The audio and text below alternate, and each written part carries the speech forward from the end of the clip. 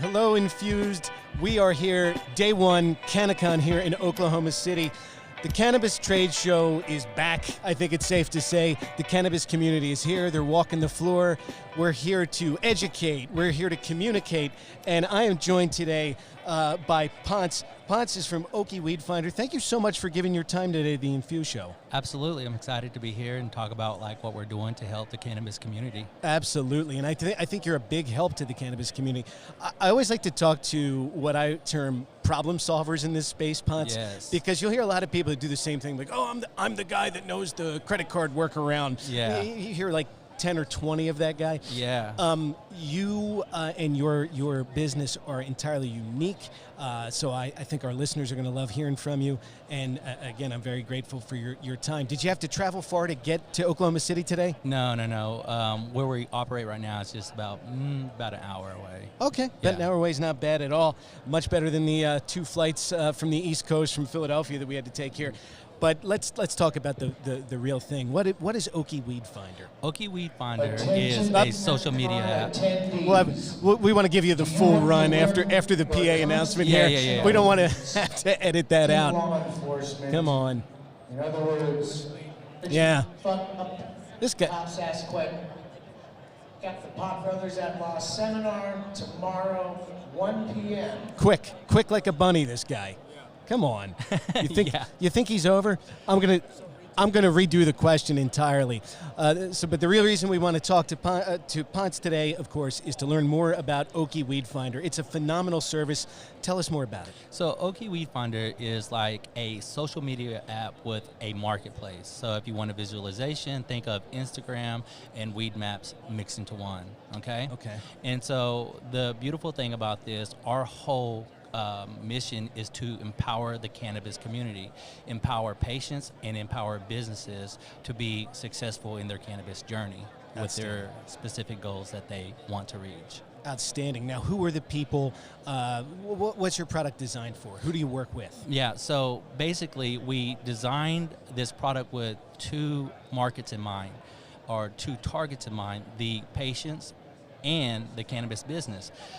Because if you go on social media and you are just documenting your cannabis journey as a patient, sometimes you can post videos or pics or say certain things, and you've had that account for 2, 3 years, 10 years maybe, and all of a sudden that social platform deletes your account. And it's even worse as a business. So if you are a dispensary and you're building up a huge list of followers on these social platforms, and one day you make one post, or there's a Karen out there that doesn't want to see that content, or if there's a competitive business that they report your post for some reason, you can lose your entire following. I know businesses that built 80,000 followers, 50,000 followers, and just got that deleted. And that's a lot of time, effort, and energy into social media just to lose it all. And it's like getting stabbed in the heart. It really is. That's the perfect metaphor to use. It is like getting stabbed in the heart. You really hit it. It's a lot of time, it's a lot of talent, it's a lot of energy. And people that spend time on their social media accounts, truly crafting that account, spending time on a logo, on appearance, on making those tiles differentiate so it's an engaging experience. Yeah. Sometimes that's deleted for, it's like a happenstance thing. Absolutely. And the thing is, you're building relationships with people. Yes, you know, it's just not like a tech platform. Those are people that you're building relationships with, and you put all this time, effort, and energy, and then all of a sudden you're gone. And those people look for you, and they can't find you. And so you lost some type of connection with them to develop that relationship, to do business with them, to make them a part of your world. So we solved that problem. I love that, and I love you keep going back to that word, the essence of a communal thing. Yeah. That it is a communal thing, and you and I both know if we get one person that we really like their posts, if they're a grower and we love the way that their farm and their animals and everything, then you start to miss that person and their daily interaction. Yes. Because it's like your community was dwindled by a 1 count, but that's a big deal. It is a big deal, and I know I was just talking to a patient earlier. She loved this dispensary, and she followed her posts like all the time, and then one day she went to look for them and they were gone. Right, and although she knew where their physical location was, she enjoyed the interaction with them daily on social media. Right, now she doesn't have that. Ugh. And so what we do, we protect that relationship between businesses and consumers. And guess what? You're never going to lose your account for posting about marijuana or your journey in marijuana or posting about a deal that you have. It's amazing. This is a service that is so greatly needed by so many people that we work with through the sales joint. We know that there are people that have, I don't want to say they're direct competitors, but they might be competitive platforms. How do you kind of stand out and differentiate yourselves? In what regard? You know, you'll have this idea of like, do you see anybody else out there that is into, sure, people are going to say no censorship, yeah. but I don't think anybody else is on this, we're building communities here. Yeah, exactly, yeah. So we don't censor in terms of like your cannabis journey. You can post cannabis, whatever, right?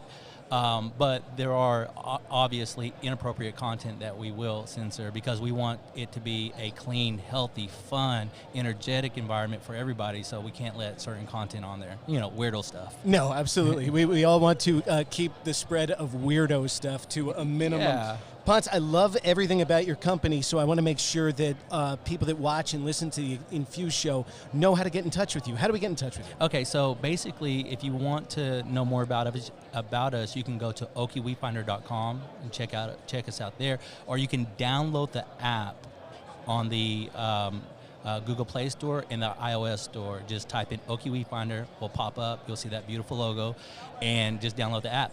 Right now, we got it just limited to Oklahoma, but in about like maybe 3 or 4 weeks, it's going to open up like for all the other cannabis legal states in the United States. So the social aspect of it will be available for everybody. That's phenomenal news, especially with former past clients of ours too. I know that people are going to be downloading the app. Oh yeah. I know they're going to be visiting you at Okie Weed Finder. And I was going to bring up, I have it here sitting in my nose because Frank knows damn well. Usually when I see an arresting logo, I'm like, my God, you guys knocked it out of the park. Yeah. You did a good job there, buddy. Well, that wasn't me. I actually had another logo. My business partner, Carlos, he's like, man, let me redesign the logo. I said, go for it. When he did, I was like, I freaking love it. See? That's beautiful. Carlos is getting some love there. Yeah, Carlos. Nice job. Yeah, my compliments to you. That guy's a genius. Hey, dude, I love it. I love everything about your logo. Love everything about your services, and especially your attitude towards what you bring to the community. Yes. Ponce, thank you so much for being my guest today. Dude, it's been a pleasure, and I look forward to talking to you some more. Oh, yeah, we're going to see you next time, all right? All right. Take Sounds care, good. bud.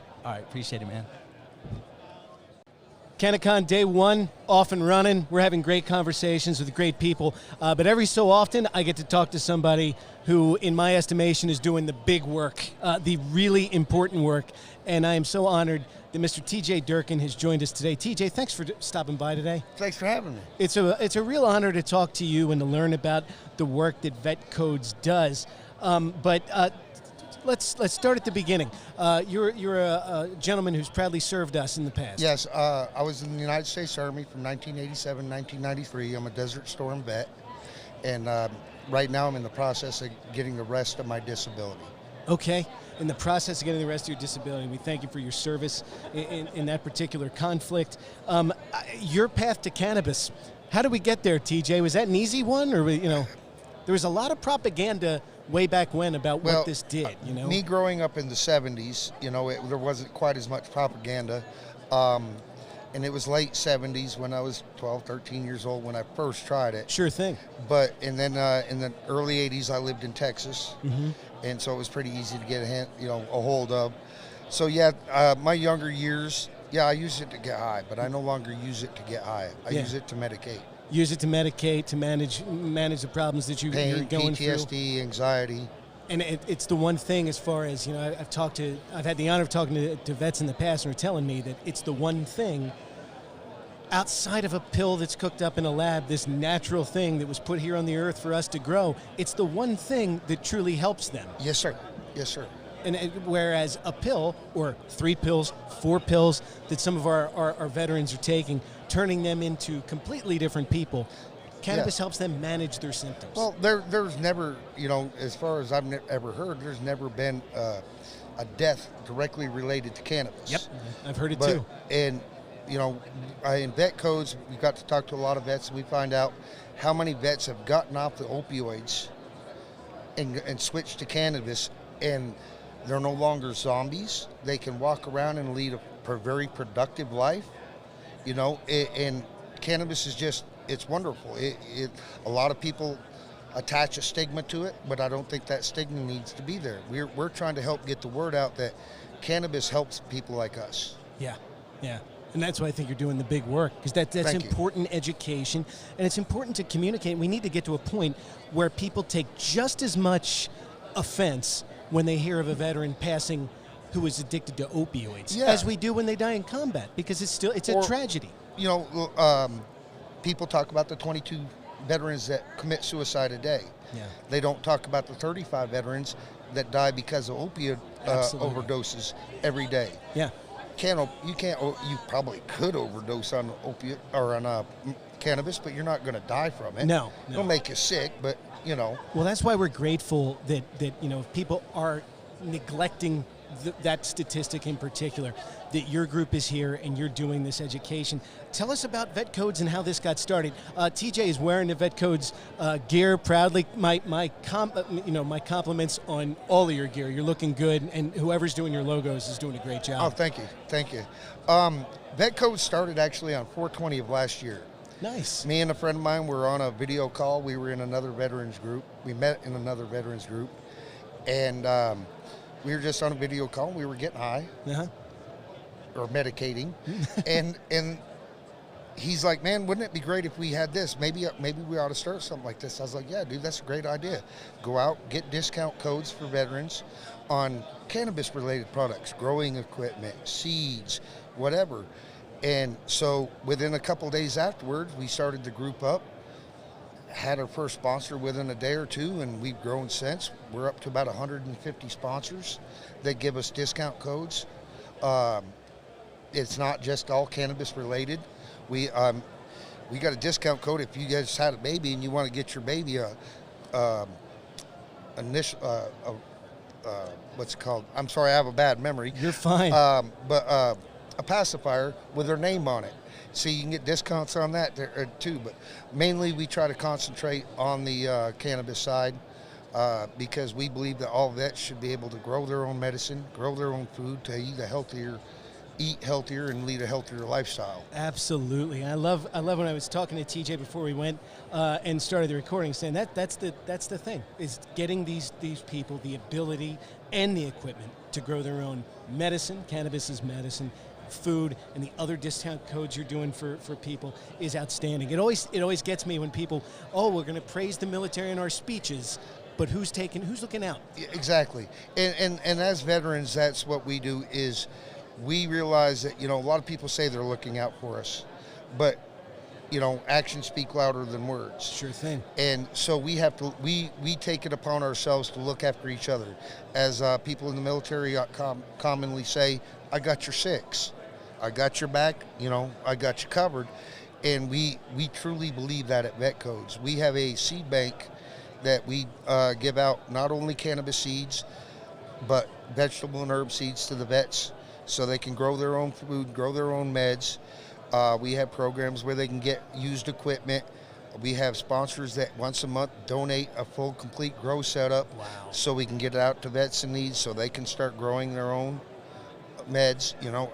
This is tremendous. You know, we feel that we've had a good run, you know, and we're just wanting to get bigger.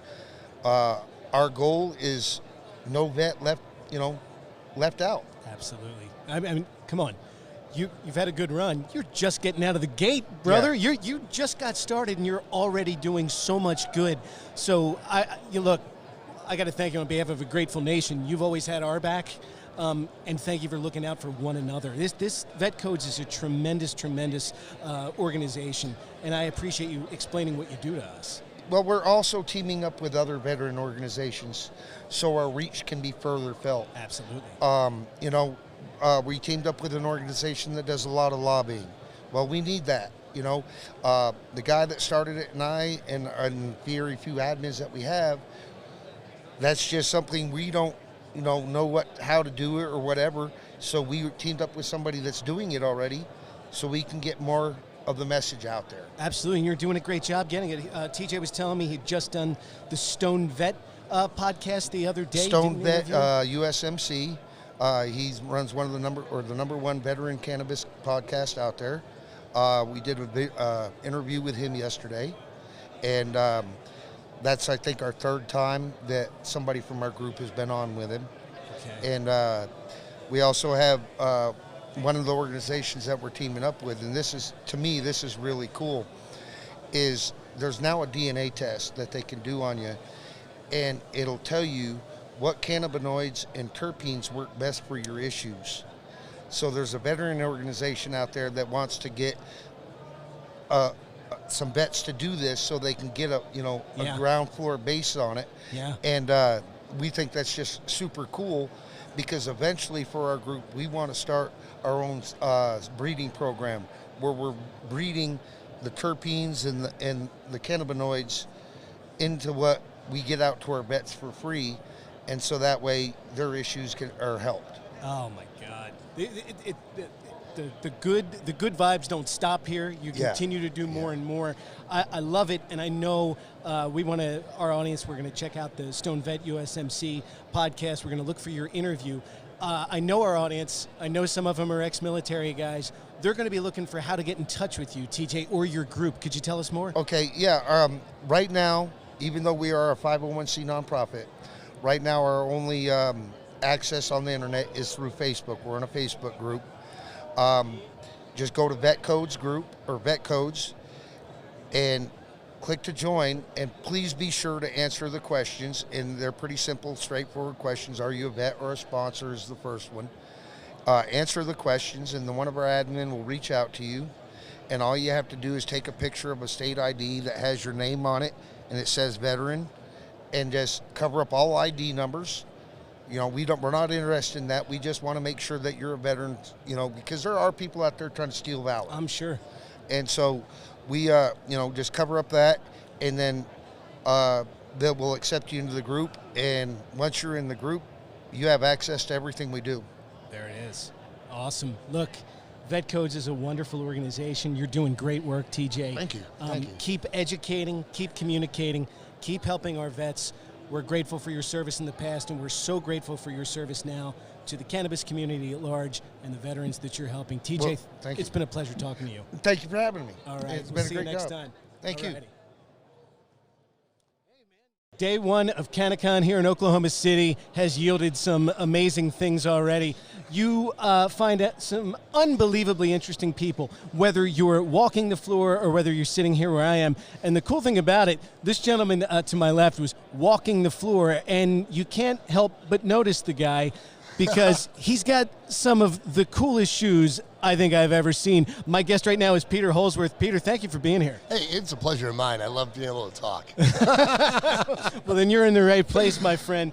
I got to tell you, you are the founder, or in my estimation, my favorite term, the chief rainmaker for Fly Soul Shoes. That's correct, sir. Chief Tell us Rainmaker. a little bit about it, Chief Rainmaker. How did this come about? I traveled to 68 cities and 19 countries on behalf of the cannabis industry in 2019 as a director of a Fortune 500 law firm called Zuber Lawler. Yes. That year we patented the first cannabinoid plant patent in history.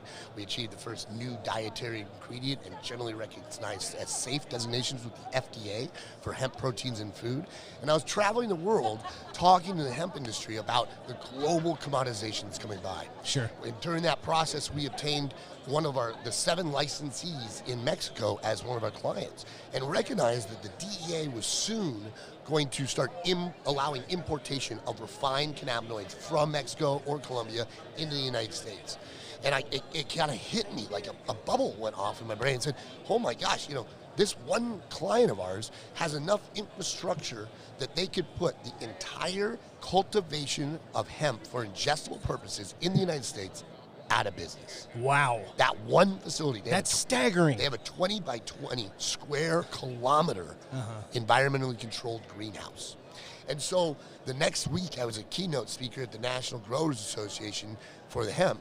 And I said, who here wants to be a hemp farmer? And 60% of the room raised their hand. And I said, well, it's too late. and everybody's just like deflated. You just felt the air go out of the room, Yeah. And so I thought to myself, wait, how am I going to save these guys? How am I going to save the American hemp farmer? And I thought to myself, industrial. And everybody's got feet. There you go. So why not take this beautiful industrial plant and put it into vibrant, live color and put it on people's feet? That is incredible. So here we are, Fly Soul Shoes, baby. Dude, and yeah, show those shoes, could you? Yeah. All right, here. I'll see if I can take one off. There we go. Yeah, they're all You guys look at handmade this. It's a in thing of Mexico. beauty. It's Thank a thing you. of beauty. And they all come out one of one because we cut them and make them by hand. Wow. So it's really a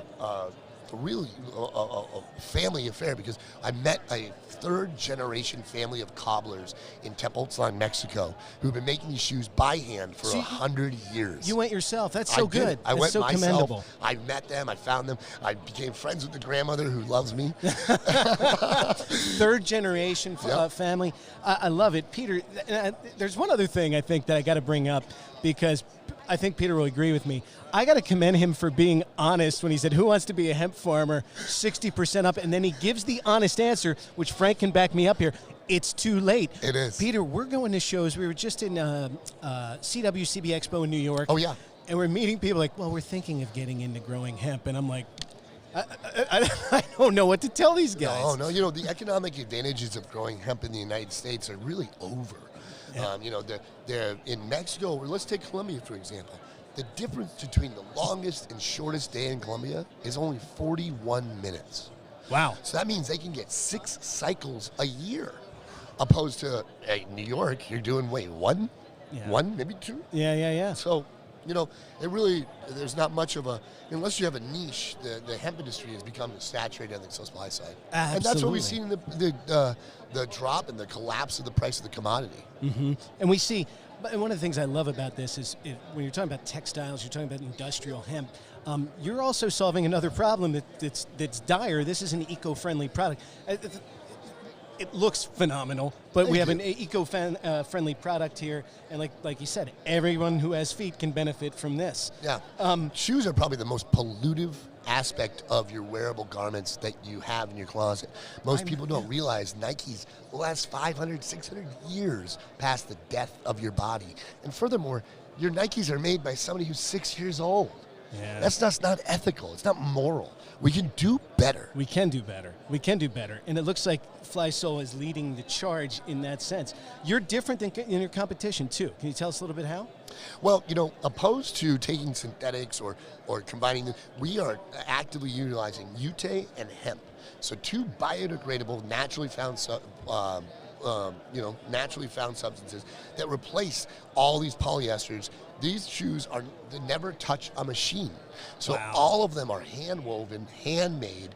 They're pressed and sewn to a biodegradable sole, which will have seeds in it. And so when it biodegrades, you're going to sprout another plant. Dude, that's even the best part of this. And not only, there's a very, I got my Zen hippy-dippy thing thinking here, you're part of someone else's journey, too. Yeah. They're making something with your hands, you're wearing on your feet, and it gives back to the earth. Peter, you brought a great product to the market. Well, most 99% of shoes wind up in a landfill, and that's where they're going to stay. So even if these shoes do wind up in a landfill, they're going to sprout a hemp plant. So we're going to start building hemp farms around the world without people even knowing it. Something that gives back to the soil, something that purifies, protects the environment. This is too cool. I think I could talk to Peter all day. You operate where? So I'm based in Newport Beach, California. The company's based in Nevada and Washington, but we sell everywhere. FlySoulShoes.com, and we ship everywhere. We just shipped our first pair to Hong Kong, actually, which is really cool. Nice, man. So we're invading China. Congratulations, my man. If people want to get in touch with you, Peter, for your services, learn more about Fly Soul Shoes, what do they do? So we're available on Instagram at Fly Soul Shoes, like your soul, S-O-U-L, or www.flysoulshoes.com. Or I am on Instagram, Peter_cannabis. Peter_cannabis. We're all going to go to Fly Soul Shoes. You're going to be getting orders tonight, probably, from this guy and this guy right here. I'm really talking to one of the most popular dudes on this trade show floor, and that's not hyperbole, and it's also not hyperbole when I say I'm really grateful to you for your time, Peter. Thank you so much. Thanks for joining me, brother. Are you kidding me? This all right. is great. Hope to talk to you again. Thanks a lot. We'll see you. Hello, Infused Show audience. We're back here at CannaCon. It's day one. We're in Oklahoma City, the state capital, and I think it's safe to say the cannabis trade shows are back. I'm joined by Huston. Huston, thank you for giving me your time today. Yeah, thank you for letting me join you guys. Again, my name's Huston Hoelsher. It's actually great to be back in my home state of Oklahoma.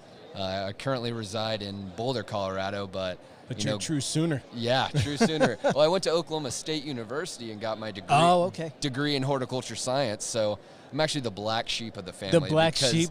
they all went to OU, so they're all Sooners fans, and I still hold that. Oh yeah, I know a family in Iowa. I have family in Iowa, and it is split between. I think Cyclones. one of them's a Cyclone, the rest are Hawkeyes. Yeah. And he still has to spend more at Christmas than everybody else.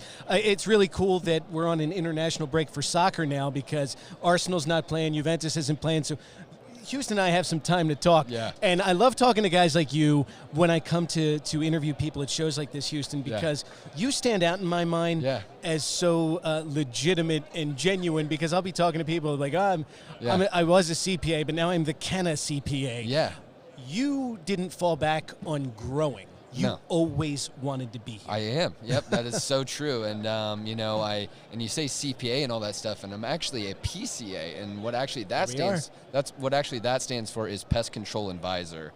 And you actually have to get that license in the state of California as well as Arizona to give agricultural recommendations. So when it comes to working in cannabis facilities and overall agricultural itself, in order to give agricultural recommendations to growers, you actually have to have that license. So you have to have that license. And are you multi-state? We are multi-state. Yep. We work. Our primary integrated pest management programs are in Michigan, Oklahoma, Arizona, Nevada, Florida, all over. So.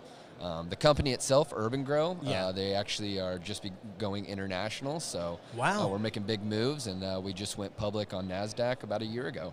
That's incredible. Yeah. And now Huston, of course, serves as the manager of the Environmental Sciences group at Urban Grow, and I was so happy that he came over and introduced himself, because I find your work fascinating, and I even find that the idea of, we're not just in multiple states, but we're going international, because I think from somebody like me who's a novice, of course, each state, each area has to present a different challenge to you. Am I right? You are so right. The compliance aspect. Yeah. And that's something that we have at Urban Grow in our company is, working in state to state, the legalities around pesticide usage differentiate on cannabis. In the state of Oklahoma, you can actually use 25B products only.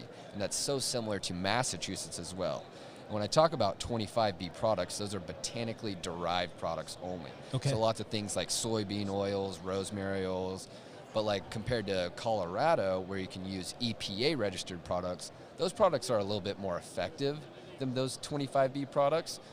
So it's something that can be hard to work around, but it's still effective.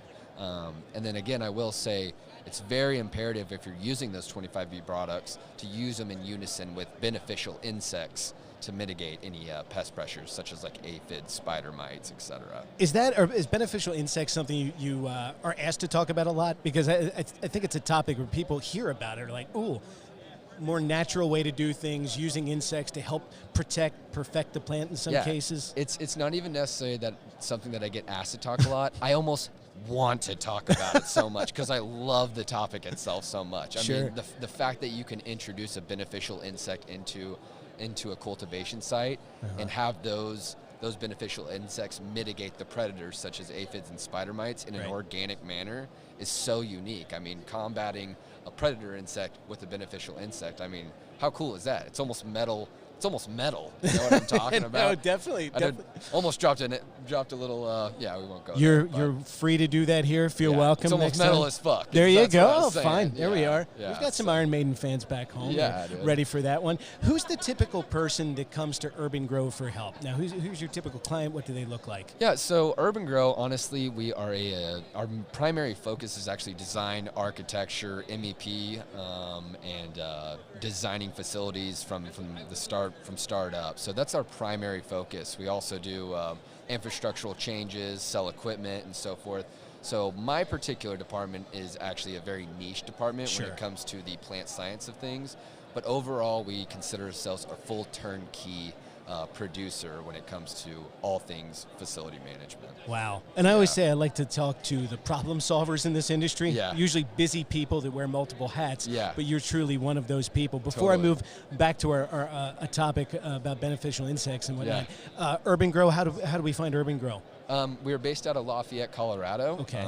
Again, we work all throughout the U.S. and are expanding into Europe and Central Europe and everything. But you can get on urban-grow.com.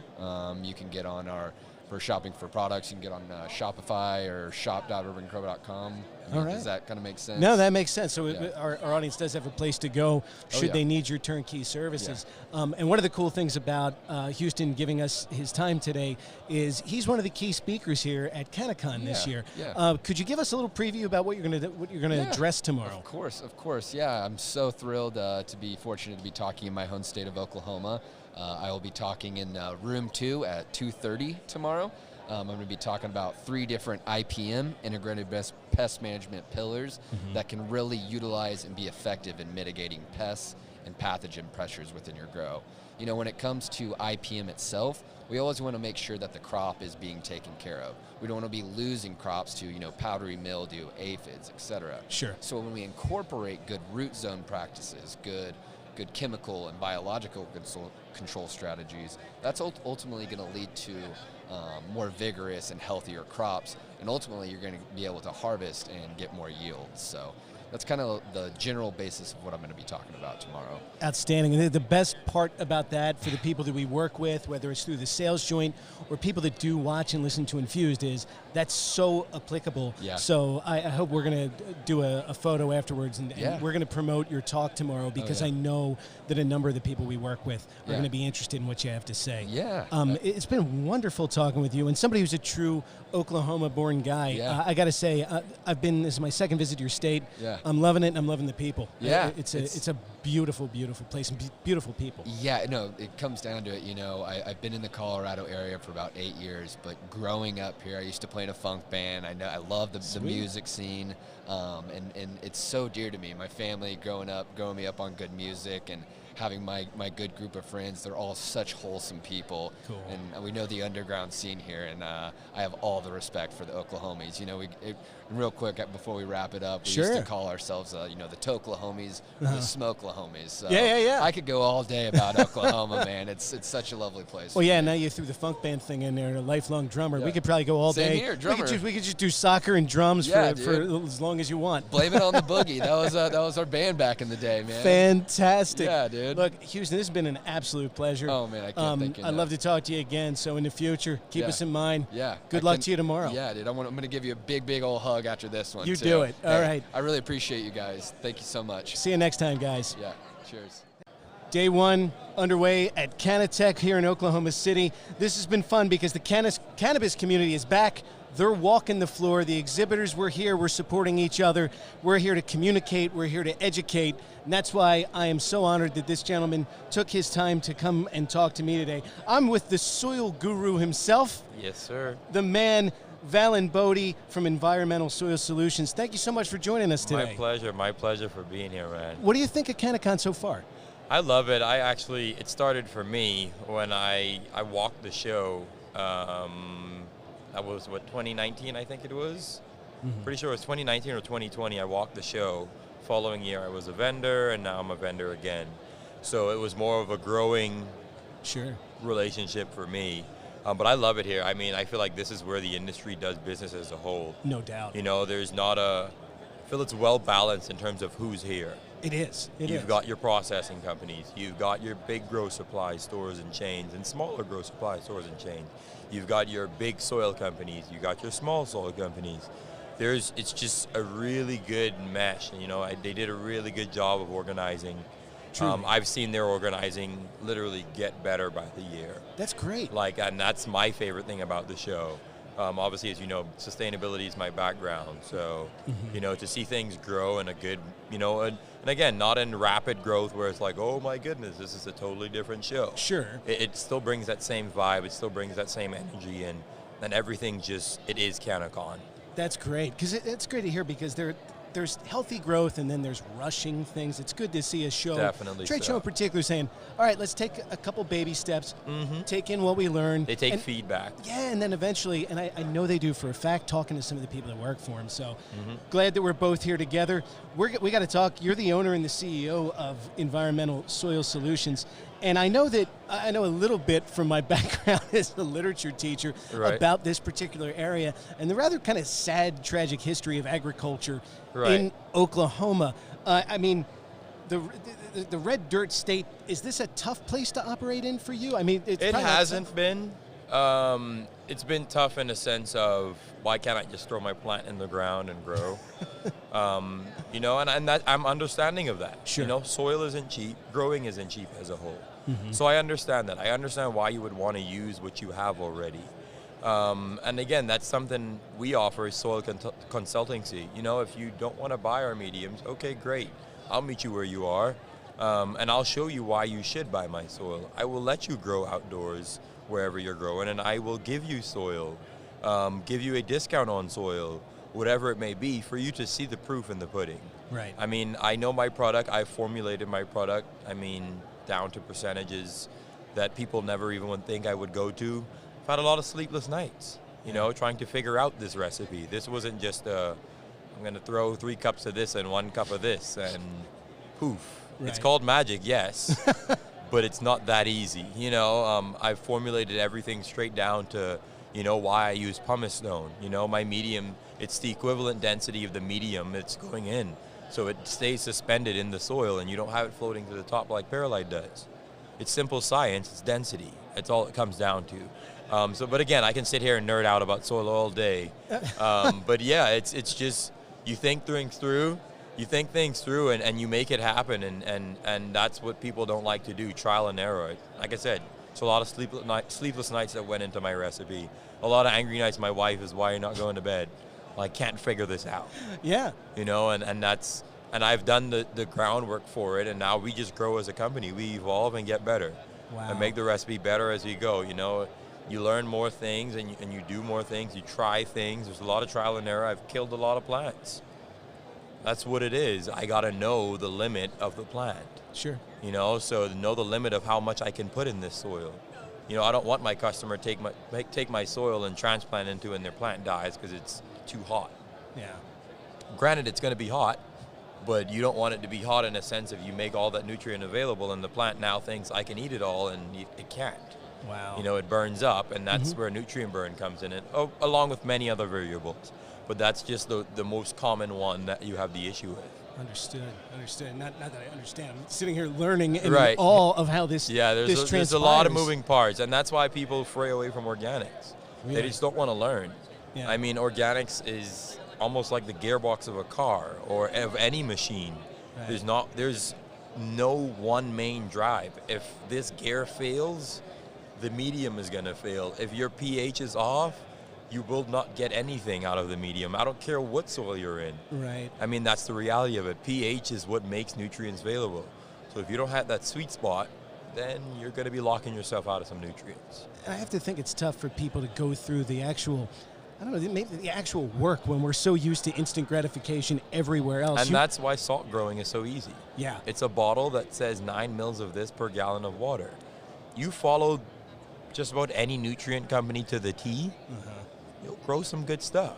Wow. You know, but at what cost? Exactly. You know? So who do you have like a typical kind of client, like big tier cultivator, small tier? Both. Who do you work with? Both. I mean, I've got people buying cubic foot bags, home growers. I've got growers buying 250 cubic yards of soil. Wow. So, I mean, I cater to everyone. You kind of serve the entire community. Right. I want everybody to be able to grow and realize how cost efficient you can grow. Yeah. You know, you don't have to have crazy inputs to grow. I mean, you don't have to dump a whole lot of money into it to do it. You know, to do it at a quality level as well. Organic being clean every single time. You don't have to worry about anything being in your, you know, in your medium or whatever it may be. You know, I'm local, small business, you know, 1 employee, it's me. Wow. My wife runs the books, and it's me. You know, my mom and my uncle and my granddad are here helping with the booth. But other than that, it's just me. You know, they returned to the Bahamas, and I'm back bagging by myself. You know, I built it from a 2-car garage. Wow. I can't tell you how much I respect your dedication and the amount of work that went into getting you here. Listen, I don't even want to talk about it. We don't have to talk about it. There's a lot of work that goes, and people don't realize that. I know. You know, they see the fruition and don't realize the roots that's underneath, what it took to grow those roots, those connections, those networking. I mean, look, the guy from Fish It, the guy that owns Fish It, literally just passed a very good friend of mine, Tom. So, you know, it's building those relationships is what I'm here for. You know, sustainability is what I build my business on. I don't want to sell you soil and be done with it. You know, I want you to be able to use that soil over and over and over and over. Yeah. That's what I'm here for. That's sustainability. I love that. I love that you offer a complete product, a sustainable product, and that your approach is so communal. And I think we share a love of, the work and the problem solving where we have a culture is very like, just give me the answer. Yeah. No, let's work. Figure out how you get to that answer. There it is. If you don't figure out how you get to that answer and you have anything off of a straight course, you're in trouble. Critical thought. That's all it is. If you know what happened, okay, well, we can figure it out. I want to say one thing while I still have you here because I know we have limited time. Right. Valin, your logo, your gear, this is fantastic. This is me. This is incredible. I'm holding me. Valin right here, lucky enough to have this. Who did this stuff for you? So my uncle's a graphic designer. Okay. He lives in the Bahamas. Dynamic packaging solutions out of California, or stuffed and stacked here in Oklahoma. Wow. They're all both the same brand. They printed my stickers, business cards, everything. They do most of my printing, but actual graphic work is done by my uncle, custom designs out of the Bahamas. This was actually made, the original sketch of this was done by my roommate in junior college. Really? Yeah, he went to school to do graphic designing, and I told him I needed a sketch. He sketched it up, and then my uncle graphic designer just cleaned it up. You got the family here helping you do the booth. You've got your wife helping you with the books. You got your friend. Everybody wrapped in. That's sustainability. That's the key to sustainability.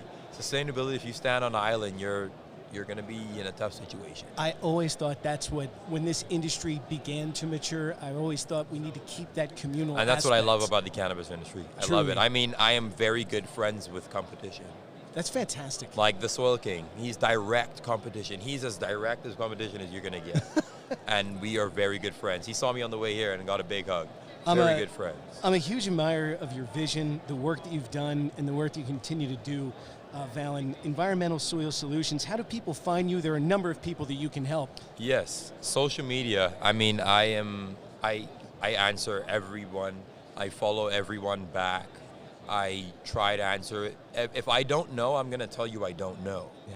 I mean, I'm fine with not knowing. Sure. I want to know. If I don't know, great. Let's find out. Yeah. So yeah, all social media handles, email, my website, Environmental Soil Solutions, or thesoilguru.com. Products are there. Ingredients, everything's there. If you have questions, we've got a questionnaire there you can shoot your questions through, and I will answer every question you got. Guys, let's visit thesoilguru.com, and I just want to make sure I communicate this to you. I'm really honored that you gave me your time today, Valin. My pleasure. It's been an for absolute having honor. Me, man. Thank you. My pleasure. All right, we'll see you next time. All righty. Take care. Have a